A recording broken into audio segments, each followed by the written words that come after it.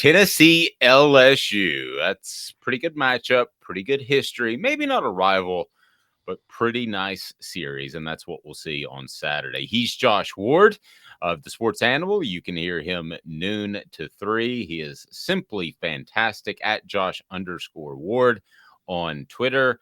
And of course, I'm Dave Hooker. This Vol Report is brought to you by Zool Beer Company. Go to ZoolBeer.com. Hit that like and subscribe button so we can be a part of your Tennessee and SEC coverage.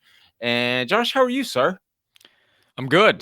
This is a big week, and Tennessee LSU should happen more often. These are two of the top programs, top names, brands in college football, certainly in the SEC, and quite a history. Some that Tennessee fans want to forget, I recognize in the series, but it's always fun when Tennessee and LSU get together. And Tennessee is a favorite in Baton Rouge, which is rare for any school to go down there and be favored to win. It does seem very bizarre. And that number actually was about 4.5. I think it's settled at about 2.5, depending on who you ask. I encourage you to shop around. But this series, you mentioned it. If you really break it down by the number of compelling games to the times they played, this series turns out more compelling games per games played than any other series, in my opinion. Yeah, because these are two programs that are used to having big time talent, and often when they've played, there've been some stakes there to talk about. And again, some of these games fans don't want to talk about and want to move past. But that's why this game I think is important for Tennessee, because Tennessee has a chance to get to 5-0, go to Baton Rouge, and this is not the best LSU team that we've seen and even recent history, certainly over time when you think about all that program has done. But it's a ranked LSU team. It's coached by one of the most well thought of coaches in college football, and Brian Kelly. And to go to Baton Rouge and win is a big deal. If Tennessee can come back 5-0, and the nation has seen Tennessee beat LSU 2 weeks after beating Florida, then you get more of that national attention that has already really popped up, and then it sets up a big week. But whenever you beat LSU, no matter the state of that program, it's a big deal, because it's a matchup of two programs that have very passionate fan bases as well. So if you can be on the trash talking end and kind of get past some of those other games that LSU fans like to make fun of Tennessee for, that's a big opportunity Tennessee needs to take advantage of. Brought to you by Zool Beer. Hit the like and subscribe button. ZoolBeer.com. Great place to hang out and watch the game downtown. They've got parking and worldwide award-winning craft beer. Josh, both of these teams seem very confident. I would argue both teams, from what I read out of Baton Rouge and from what I've heard from the Vols, maybe a little overly confident, feeling too good about themselves. I don't know if that bites either one of them, but I think they're good teams. I don't think they're great teams, but I think they think they're great teams.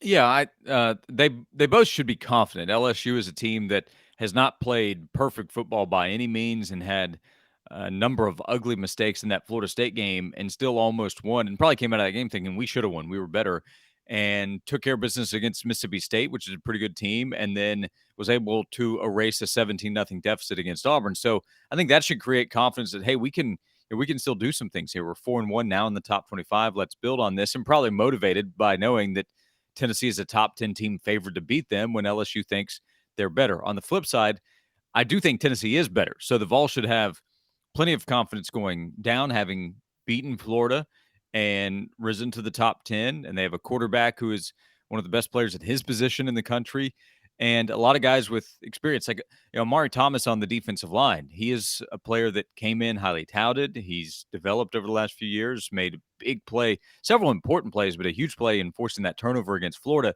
That's got to build confidence for somebody like him. And then Brew McCoy, Jalen Hyatt, they have no reason to lack confidence. So I think it's a fun matchup going in. I think Tennessee's the better team, but this is not an easy game by any means for Tennessee.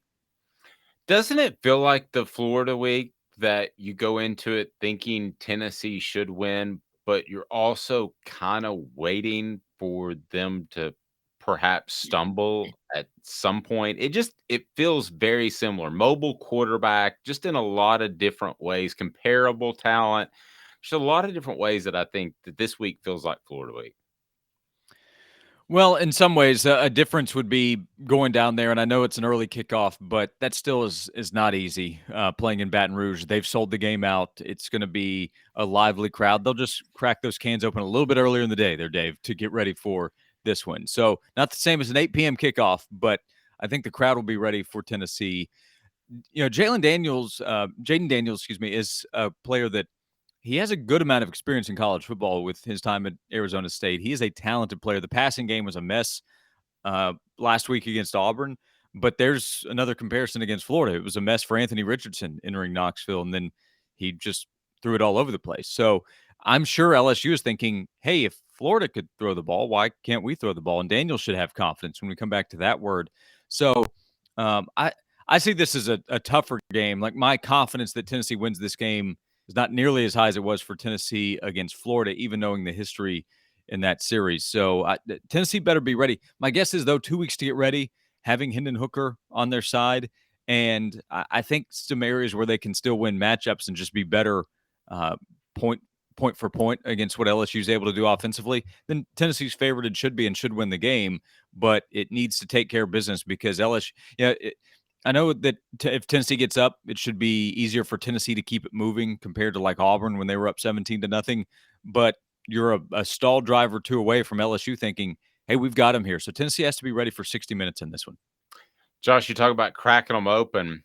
They should be cracking open Zulbeer. I know exactly what you did there. That was well crafted.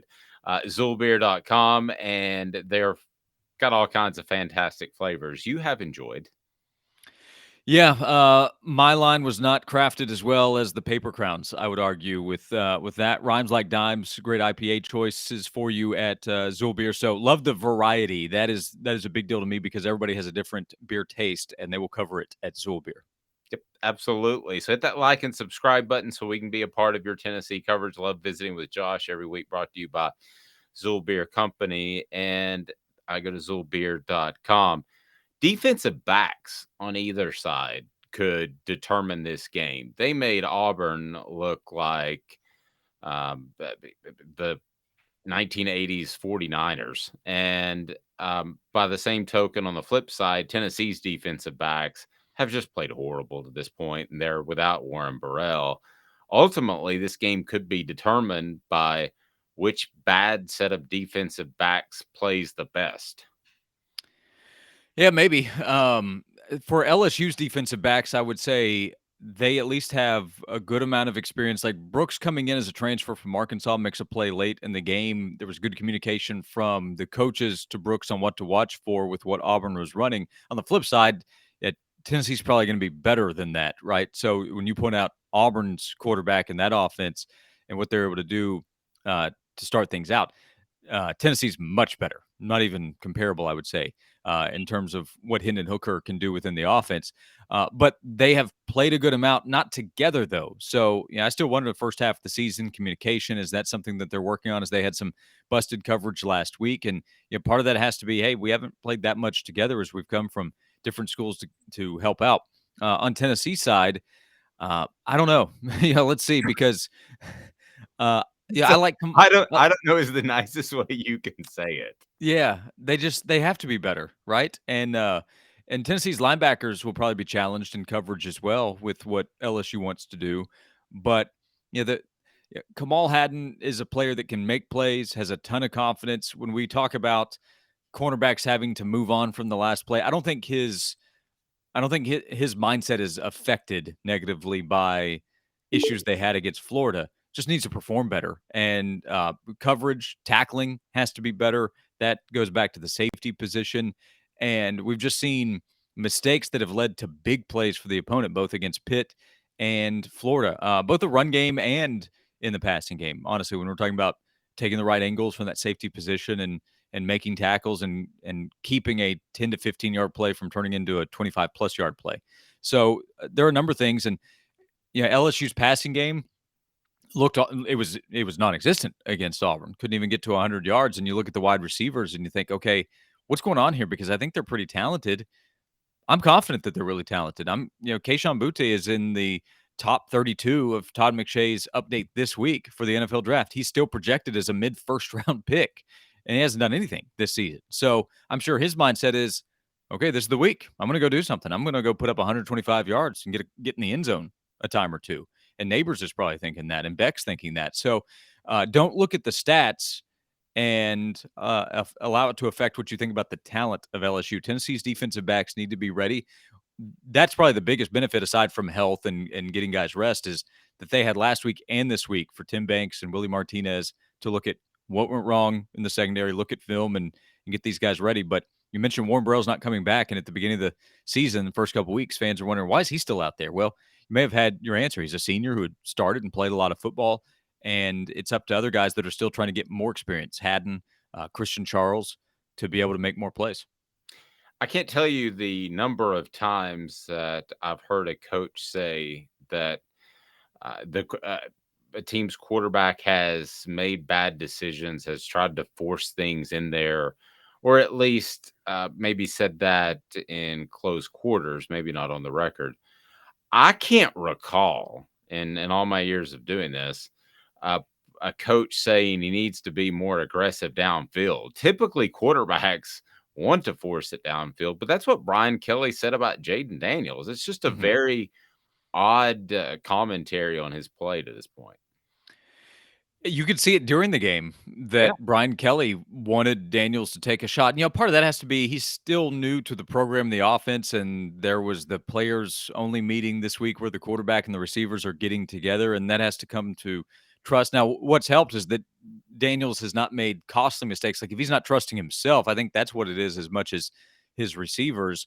He does want to give the football up. And if he had against Auburn, you're down 17-0, 17-7, and all of a sudden you make a play or a mistake that allows them to make a play to go up, then that makes it more difficult. So let's see if there are more shots taken. Let's see if there is more opportunity for Kayshawn, who had 2 targets, dropped one of them this past week. So, uh, yeah, the, all coaches watch film and they see what other teams did, and they saw what Florida did 2 weeks ago. And I'm sure that that's going to tell LSU this is what we need to do.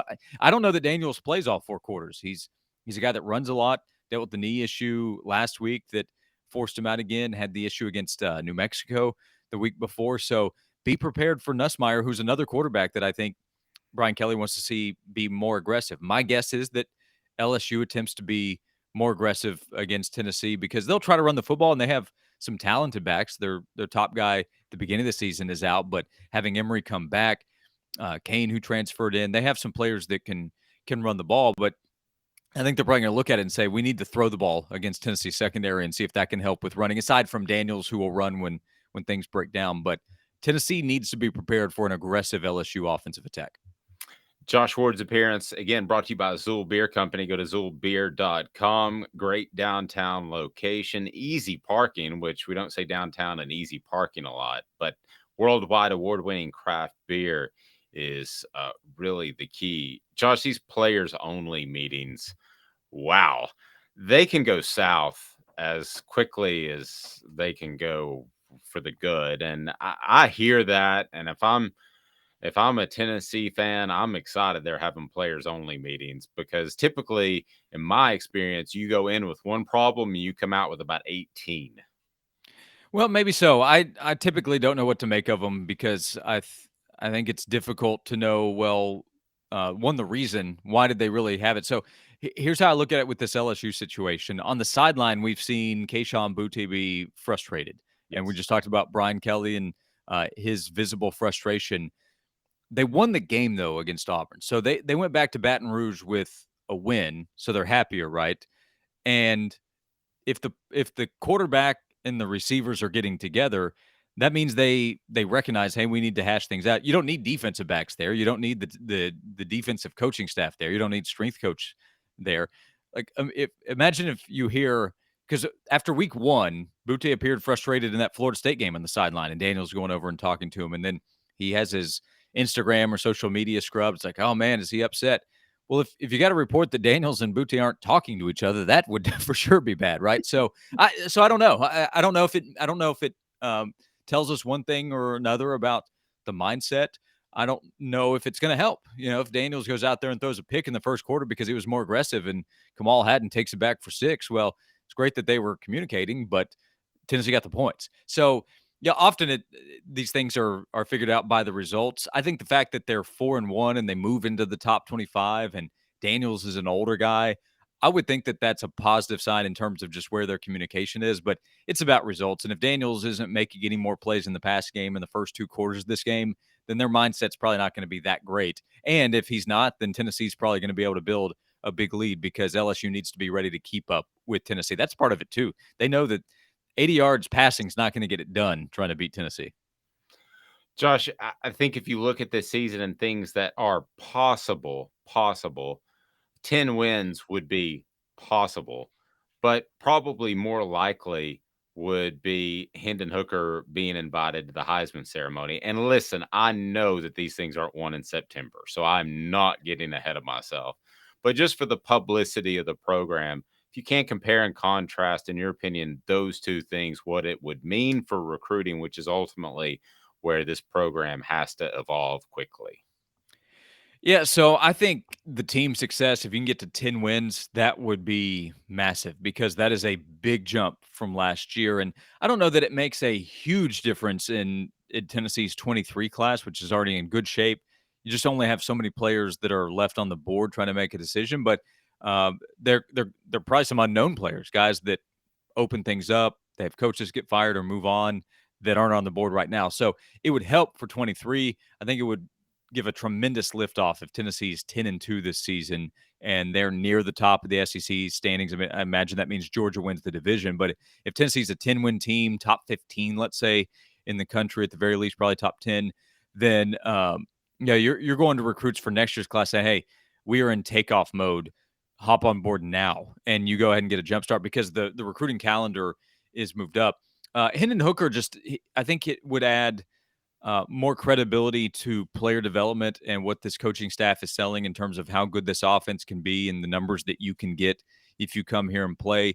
I probably would look at the 10-win season as being a bigger deal because if I'm looking at Hooker, I'm also looking at the quarterback position. They have Nico already committed. So I think they have a good amount of credibility there. Both would be huge, and both would be a big statement to the development in a couple of years in Tennessee's program and the belief nationally, not just around Big Orange Nation, but nationally that Tennessee is back. It's a funny conversation to have all the time, but more people outside of Knoxville will be saying, "Hey, Josh Heupel at the end of that game on CBS, he was right. Rocky Top's back, and there'll be more coverage of the Vols, which always helps recruiting." Josh's appearance brought to you by zulbeer.com, xulbeer.com for those listening on our audio channels. And Josh, so your prediction. What do you think happens in this game? I'm terrible at predictions, so I'll leave that to other people. How do you see this game playing out? So my first prediction is that something weird, at least one time, probably 2 or 3 times, happens in this game because that is part of the Tennessee LSU series, and it's really just part of college football 2022. You're gonna have a lot of plays in the game. I think I'm picking the better team to win, so I'm gonna take Tennessee. Now, on our radio show this week, we've had a bunch of I like Tennessee by 14, 17, 21 points, and Ooh.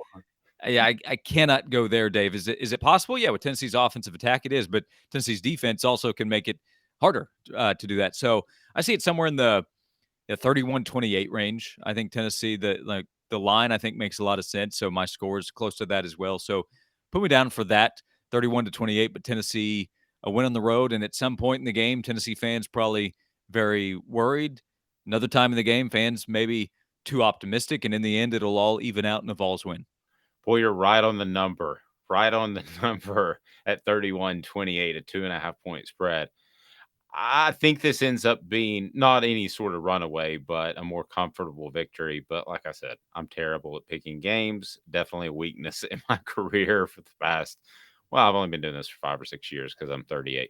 Anyway, Josh, fantastic stuff. We will follow you on the Sports Animal noon to 3 at Josh_Ward. We appreciate it, and we will talk to you next week. This has been a presentation of Off the Hook Sports.